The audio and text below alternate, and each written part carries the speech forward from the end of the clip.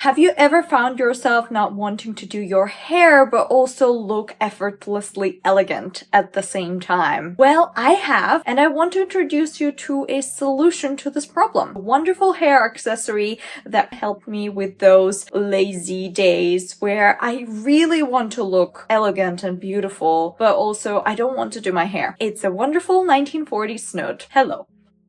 Isn't she pretty? And it also lets your hair look beautiful as if you're a Renaissance or a Victorian painting, because it was a very popular accessory from the Renaissance to the vintage 1940s. And I guess I'm trying to popularize it right now. So I feel like we should all crochet or knit a Snood. I was looking through my new favorite book, which is Recreating Vintage 1940s Knitwear, and I found this pattern for a knitted Snood. I was going to fly. It was a very spontaneous project, and I knew that there are a lot of scary stories about your knitting needles, so I didn't really want to risk it. Why not just convert it into a crochet project instead? I had this book which is all about crochet stitches, and I wanted to find a perfect stitch that I wanted to use for this project, and I found this one that I want to recreate. It looked like vines, and it's a perfect time to create this one. Springtime is just around the corner. I felt like this would be a perfect stitch for a Snood. With my first Snood, I of course decided to go with green. I think after watching the other Bennett sister, this color is called spring green, and it is perfect because it's spring. I'm obsessed. I really love Snoods. I'm actually going to be using pretty much everything from the pattern, like the measurements of the Snood, and I'm also going to be using the suggested cotton yarn. This is also a project that is stash free. I bought this ages ago. I realized that it was just a simple rectangle that you knit or can also crochet, and most of the crochet stitches would work with this pattern. I've decided to go with a mesh pattern because most of the vintage Snoods that I have seen, they all had some kind of mesh.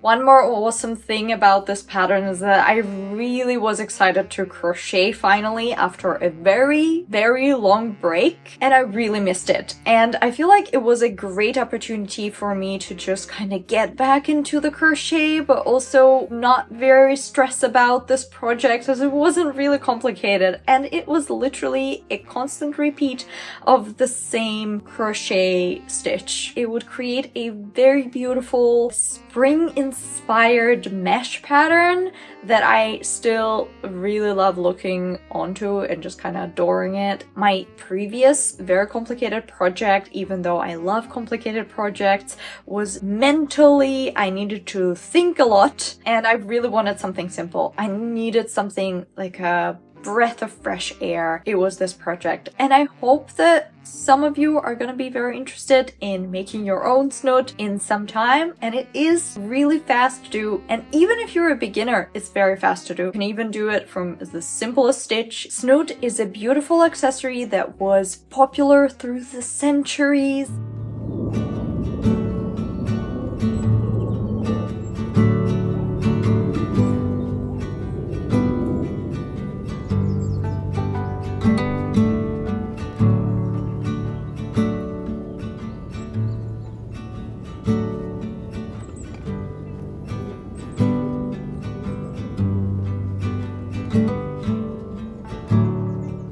Why gatekeep this wonderful accessory from everyone? I think it takes less than a minute to just put it on and then you already look fantastic. And your hair is not in the way. That's why it was very popular in the 1940s, because women would do a lot of labor, and to keep their hair together, they would put the Snood on. As a modern gal that likes vintage, I don't like to do my hair every single day. I like to put it in a Snood and look like a vintage gal that lives in the modern times.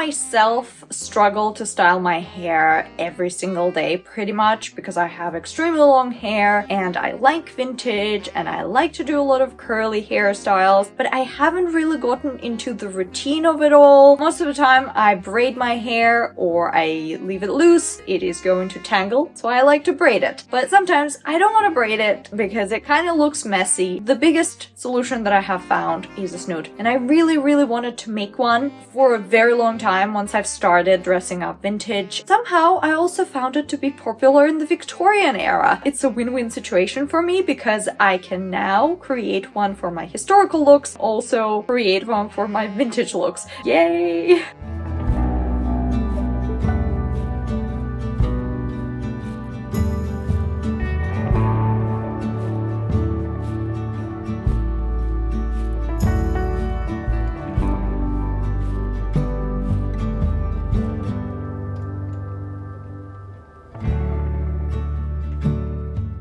This project was very special, not only because it was a crochet, but also because I could take it into the park and I could enjoy some time just crocheting and having fun and not really worrying about, oh, what else am I gonna do? Oh, I need to calculate this, and just constantly think. This one, I didn't have to think.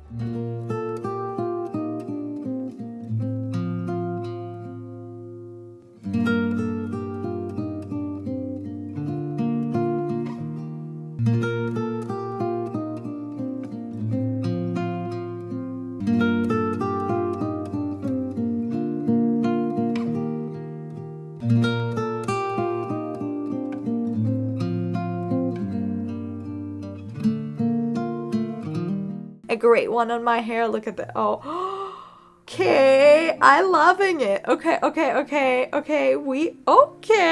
Ah, that looks so cute. And it also kind of looks a bit 70s too, which I also tend to wear 70s things every day. Obviously, I try not to constantly shock people with what I wear. And sometimes I just want to be an invisible person. This is gorgeous. And I also did some crochet today outside, and I've realized that I really want to have more projects that I can just take with me somewhere. Like, I've just started it yesterday evening, and look at this. Like, I already did half of it. This side is going to be where my hair is, so it's just going to be like that. The rest is going to encase my hair. Definitely is so fast. It only took me 2 hours, and I feel like in 2 more hours it's gonna be finished. It is definitely the fastest project that I have done recently. And also taking it to nature, and I did it when I was in the park, and I really enjoyed it. Like, it was one of the best things I've done. I was just crocheting and I wasn't really thinking about anything.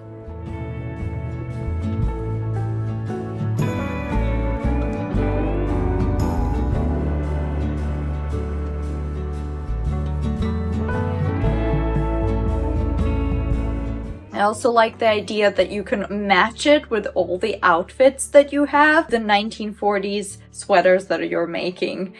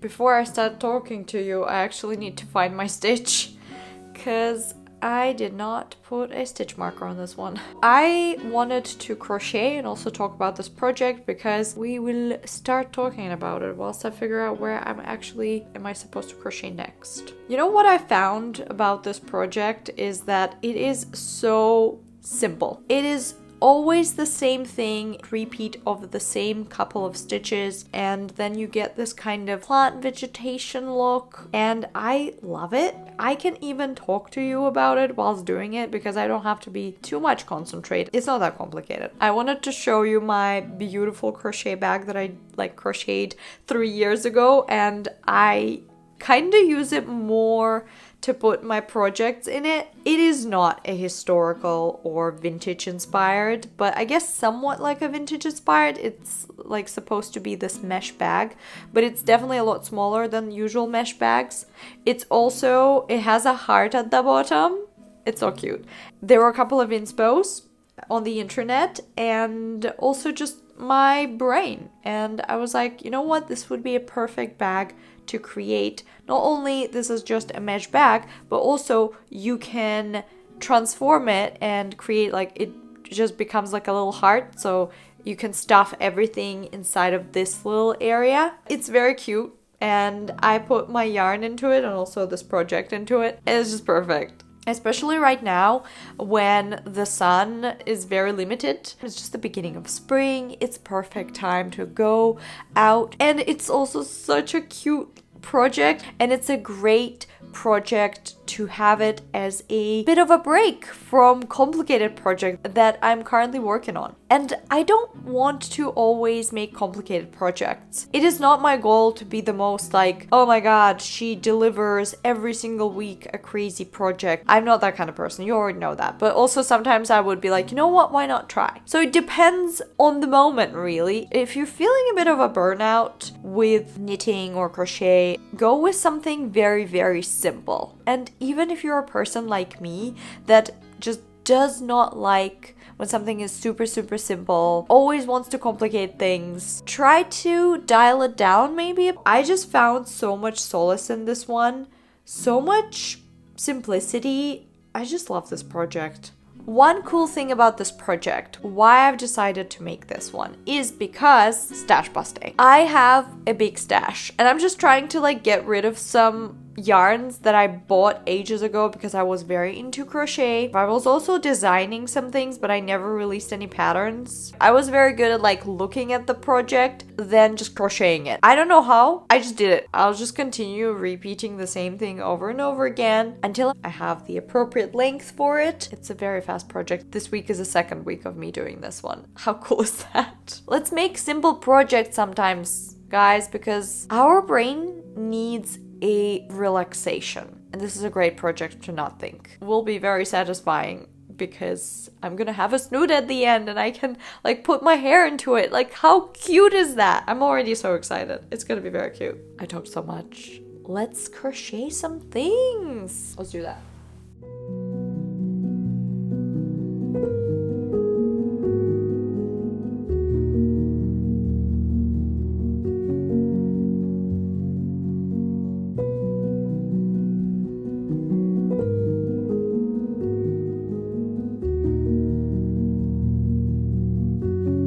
I probably need like a whole hour to express how much I love this accessory, even though it did stretch a lot more than I anticipated. It also uses elastic. Not a lot of people have elastic in their houses, and I found a thing that you can't really crochet over, Ploskaya elastic. That's Russian, but I don't know. The one that you use as like a little strap for like hats, little party hats, that kind of elastic, the round one, it works. But maybe I should have found like a better version that's not gonna disintegrate. The cool thing about this, if it decides to sag a lot more and not come back, I could recrochet that elastic. I feel like for the first time, as a first attempt at a crochet snood, this was a very good attempt.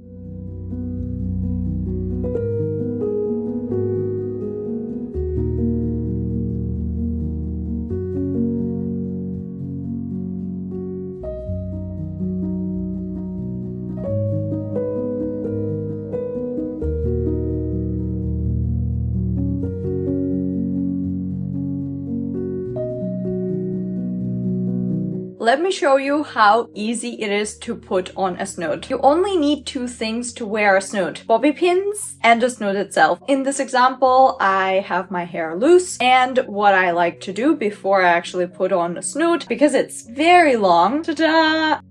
I like to take my hair like this. I like to twist my hair as if I'm making a bun. This area gonna be for the top of your head, and then the bottom, kind of like a bag, I guess. It will hold your hair. The bag part goes under, and then the top bit goes on top of your head. Then I need to pin it. You can use as many pins as you like. I like to use 2 or 4, depending on the day. I just like to pin it near my ear, or you can pin it anywhere, really. And then what I like to do, because currently it doesn't really look like anything, I like to loosen that bun, go into my hair, and I move it so that it becomes a bit looser. This is how it looks.